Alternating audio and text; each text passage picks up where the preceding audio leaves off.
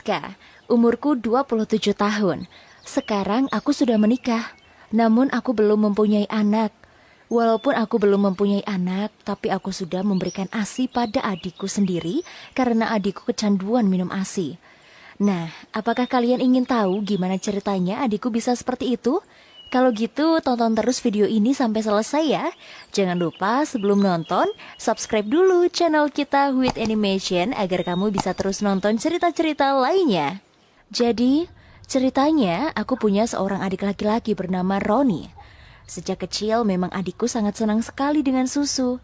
Tetapi adikku hanya mau minum susu dari ASI ibuku. Adikku selalu menangis jika dia diberikan susu lain karena dia sudah terbiasa. Hal ini berlangsung hingga adikku berumur 5 tahun.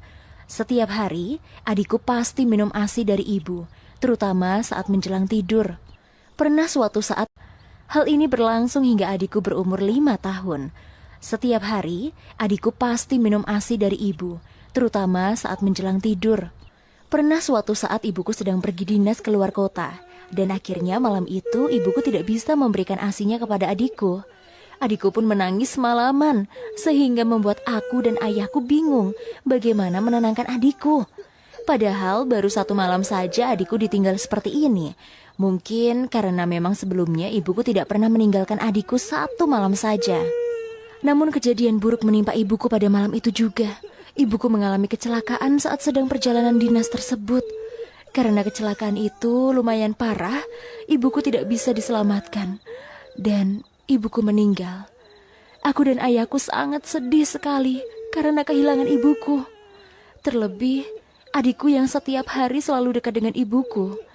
Sejak kepergian ibuku. Terlebih, adikku yang setiap hari selalu dekat dengan ibuku. Sejak kepergian ibuku, adikku sering merengek karena tidak mendapatkan ASI lagi. Adikku juga menjadi lebih sering marah-marah, baik padaku maupun ayahku. Pokoknya, adikku jadi sedikit susah diatur semenjak kepergian ibuku. Akhirnya ayahku pun meminta aku memberikan ASIku pada adikku. Sebenarnya aku ragu-ragu, tetapi demi menenangkan adikku, aku pun melakukannya. Karena aku belum pernah hamil, jadi aku harus menggunakan bantuan pompa ASI agar bisa keluar. Awalnya aku dan ayahku mengira hal ini hanya sementara. Tetapi ternyata hal ini terjadi hingga adikku remaja. Bahkan sampai aku sudah menikah, dia masih seperti itu. Aku takut sekali jika suamiku tahu. Dia akan marah pada aku pasti. Terlebih, aku dan suamiku tinggal satu rumah bersama keluargaku. Setiap hari pun aku memberi ASI pada adikku, seperti yang ibu lakukan dulu. Namun, sepertinya ini lebih parah. Biasanya, ibuku hanya memberinya saat akan tidur. Tetapi kali ini, adikku juga meminta saat pagi hari. Hal ini membuatku kerepotan karena aku menjadi buru-buru untuk bekerja karena harus menuruti adikku terlebih dahulu. Namun, lama-lama hal ini membuatku risih karena aku merasa tidak nyaman, terlebih adikku sudah remaja. Setelah menikah, tentunya aku pun juga akan mempunyai anak dan akan memberikan ASIku pada anakku juga. Justru aku harus mengutamakan anakku daripada adikku. Tetapi ayahku terus-terusan memintaku untuk memberikannya pada adikku karena ayahku tidak suka melihat adikku rewel terus-menerus. Dan hanya itulah satu-satunya cara agar adikku tidak rewel. Hingga akhirnya suatu saat suamiku aman. Aku ingin berhenti melakukan ini semua tetapi tidak bisa. Karena sudah menjadi kebiasaan sejak kecil, kebiasaan itu pun menjadi sulit dihilangkan. Suatu hari, saat aku sedang berdua di rumah bersama adikku, aku membicarakan hal ini pada adikku. Aku mengatakan pada adikku tentang ketidaknyamanan yang aku rasakan karena harus memberi adikku ASI. Selain itu, aku berkata akan berhenti untuk melakukan hal ini karena aku akan segera mempunyai anak. Jadi, mau tidak mau, adikku harus mengalah untuk calon anakku nanti. Aku sudah mencoba bicara padanya dengan halus dan pelan-pelan agar dia mengerti. Namun ternyata hal itu justru mendapatkan respon negatif dari adikku. Adikku tiba-tiba teriak-teriak keras sekali. Bahkan sampai tetangga berdatangan ke rumah untuk melihat apa yang sedang terjadi. Aku malu sekali karena sikap adikku. Bahkan mereka mengatakan bahwa aku tidak bisa merawat adikku dengan baik karena membuatnya menangis dan teriak-teriak. Akhirnya, mereka semua pun langsung pulang setelah aku menjelaskan sedikit pada para tetanggaku. Setelah itu, adikku pun marah-marah padaku dan memaksaku untuk tetap memberikan ASI untuknya. Aku diam sejenak untuk berpikir, lalu dengan terpaksa aku mengiyakan adikku.